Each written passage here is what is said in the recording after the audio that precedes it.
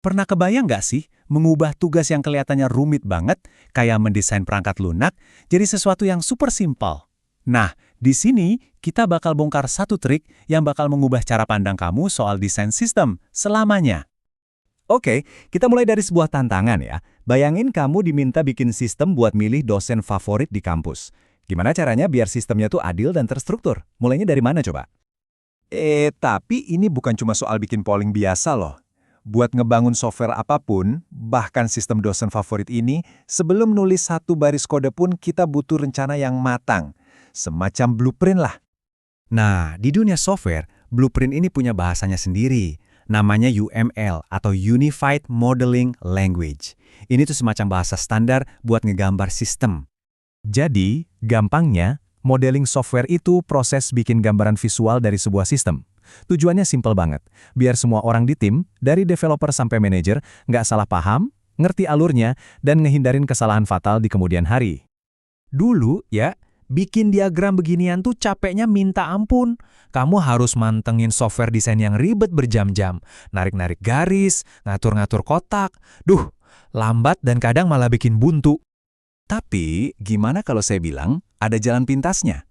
Sebuah hack desain yang rasanya kayak punya superpower. Pakai kekuatan kecerdasan buatan. Cara barunya? Gampang banget, tinggal ngobrol aja sama AI. Serius, kamu nggak salah denger. Lupain deh tools yang ribet, cukup pakai bahasa kita sehari-hari. Nah, ini dia bagian paling kerennya. Coba lihat. Di kiri, itu cuma teks perintah biasa buat ChatGPT. Dan di kanan, boom! Jadi diagram use case yang profesional dan rumit yang dibikin instan dari teks itu. Dari permintaan jadi blueprint. Keren kan? Prosesnya bener-bener gampang, cuma 3 langkah. 1. Kamu tulis permintaanmu ke ChatGPT. 2. Salin kode yang dia kasih. Kode ini namanya Plan UML. Intinya ini cara nulis diagram pakai teks biasa. 3. Tinggal tempel di viewer online. Beres, diagram kamu jadi dalam hitungan detik. Oke, sekarang kita bedah lebih dalam yuk. Kita bakal lihat gimana caranya kita bangun seluruh blueprint sistem dosen favorit tadi cuma modal prompt doang. Pertama-tama, kita harus tahu dulu siapa aja yang bakal pakai sistem ini dan mereka bisa ngapain aja. Nah, disinilah use case diagram berguna. Anggap aja ini kayak peta interaksi antara pengguna dan sistemnya. Dan tada, ini hasilnya. Di sini kita bisa langsung lihat ada dosen, kaprodi, dan dekan, plus tugas-tugas spesifik mereka dari input data sampai menyetujui hasil. Dan ingat ya, semua ini dibikin cuma dari perintah teks. Oke, lanjut. Sekarang kita perlu gambarin alur kerjanya. Ini tuh kayak storyboard buat satu proses, nunjukin tiap langkahnya dari awal sampai akhir. Nah, ini tugasnya diagram aktivitas.